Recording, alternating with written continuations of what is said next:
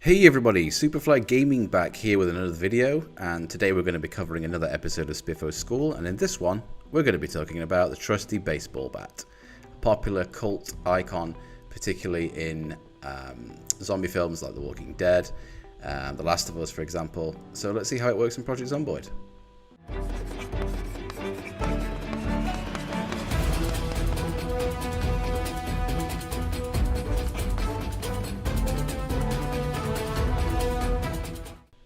Okay, so starting off, here I am in Riverside by the church, and a couple of zombies, easy to swing.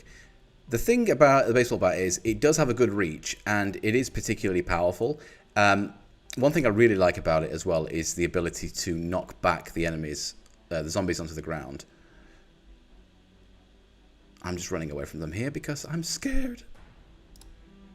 So here we are in the church, and we're in a bit more close quarter combat situation.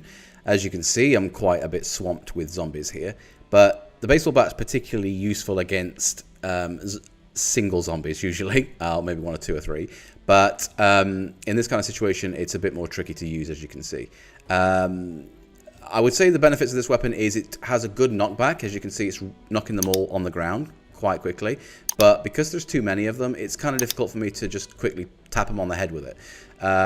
As such, oops,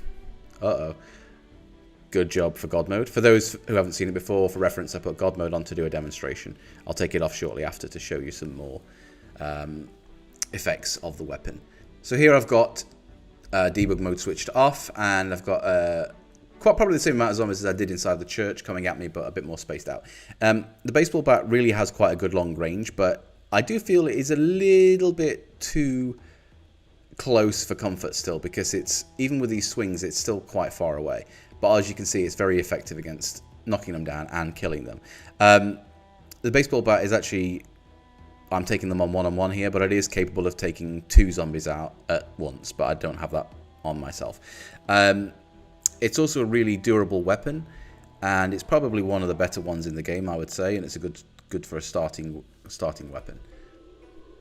If you play the game with the, I think it's called the starter pack or something like that, in the sandbox options, this will be given to you automatically when you start the game. And it is a really useful weapon, I would say.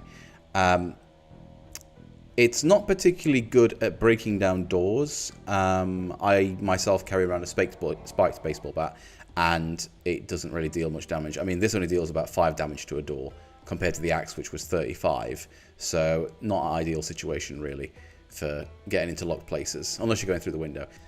So here I have all the zombies coming at me, and I've given them quite a few whacks with the endurance dropped a little bit, and he's fatigued, but it's not really doing much to them.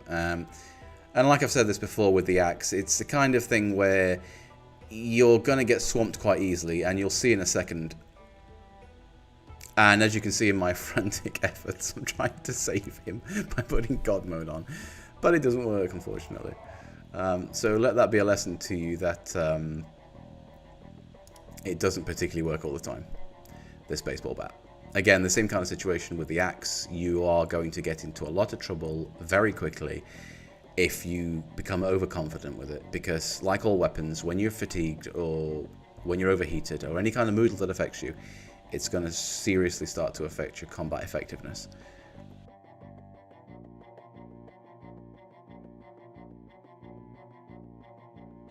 I feel like it would be a bit sad to just leave my clone lying on the ground. I say clone because I've literally duplicated the character. But we're just going to quickly bury him here. I think that's only fair.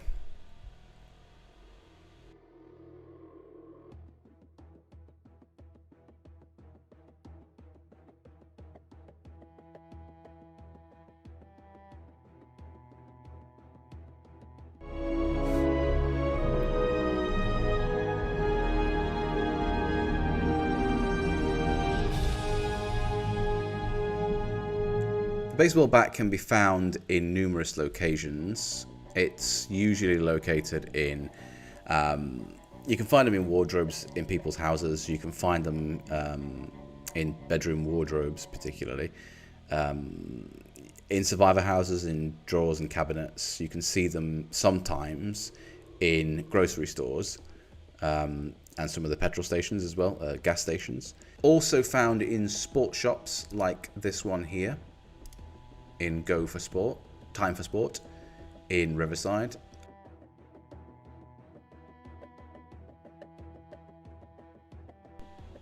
With some nails, you can upgrade it with a hammer to make a spiked baseball bat, which is more effective in my opinion, but is slightly, yeah,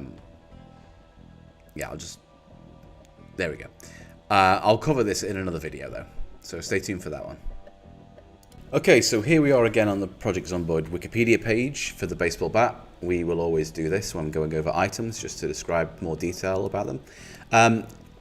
So it's a blunt weapon, so it registers as a long blunt on your character's stats page. It does, like all weapons, become stronger when you get stronger. So you can build up your strength by playing the game and make it more effective. So again, as usual, early game, not as effective. Later game, highly effective. It has an encumbrance of 2. It is also two-handed, so you can't swing 2 at the same time. It has a max condition of 15, so that's actually higher than the axe, which was 13. Attack speed 3. The range from 0.61 to 1.5 tiles. The damage is 0.8 to 1.1. Now, that's lower than the axe on the max damage level, but around about the same on the minimum damage. So for, I would say, quick combat, it's actually quite an effective weapon compared to the axe. And you should probably use something like the baseball bat as opposed to other weapons, because they are quite numerous in the game world. The knockdown is 2 here, so it's higher than with the axe, for example, and the crowbar. The reason why as well is obviously it's a baseball bat, but the point is having a knockback is a really significant advantage, especially when you're playing against different types of zombies. I personally play with shamblers, but I know a lot of people like to play with fast shamblers and some people with sprinters. I have used this weapon against sprinters, but it's only really effective to push a zombie down with a baseball bat, to knock them back, stand on them, and then take care of whoever else is coming at you, if you can survive that, of course. So it is quite useful for that. As the Wikipedia page says here, it is particularly effective against lone zombies, but it does have a high chance to knock them down. And the killing blow, of course, can come from the bat or from your foot, depending on if you want to save some of that condition on the baseball bat. Yes, it really isn't effective against knocking down doors at all. You'll be there all afternoon, whacking away at the doors. So keep that for axes. I mean, if you're out and about and you need to get in a door, like the locked doors in the containment facilities or storage units, you know, probably go to those places with an axe rather than a baseball bat. Not good for chopping trees, of course.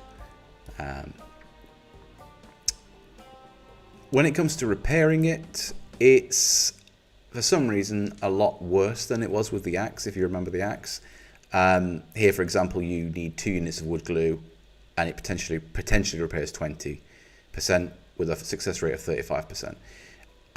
Duct tape has a potential repair of 10%, but a chance of success of 95%.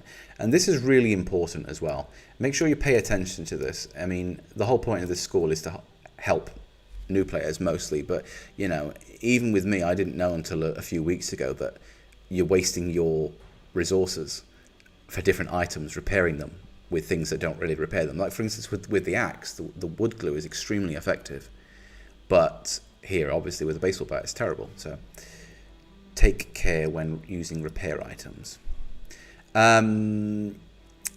Yeah, this is another thing that I think is really important. Repairing the baseball bat, following repairs are less likely to succeed. This is actually really annoying. I was in March Ridge once and had a lot of zombies to kill, but the baseball bat was starting to break quite often. I kept repairing it with some adhesive tape I found at the school, but it just completely knackered it. So I would suggest looking for new weapons. Don't rely on it too much. As we briefly said in the video, the baseball bat can be found in numerous places. I would say most commonly I find it in houses. I would see them in the wardrobes. I've never really seen one that often in a bar. although there aren't really that many bars, so I understand that might be the reason.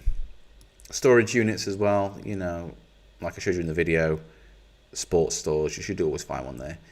Crafting, you can use it with a hammer and a bunch of nails, 5 nails, to create a spiked baseball bat. And you can use it to make watermelon chunks. I don't know what the game's obsession is with smashing up watermelons. But yeah, that covers the details of the baseball bat. So, which is a quick video. I hope you all enjoyed it. Thanks very much for watching. Remember to like, comment, and subscribe. And I'll see you in the next video. I'll Spearfield School.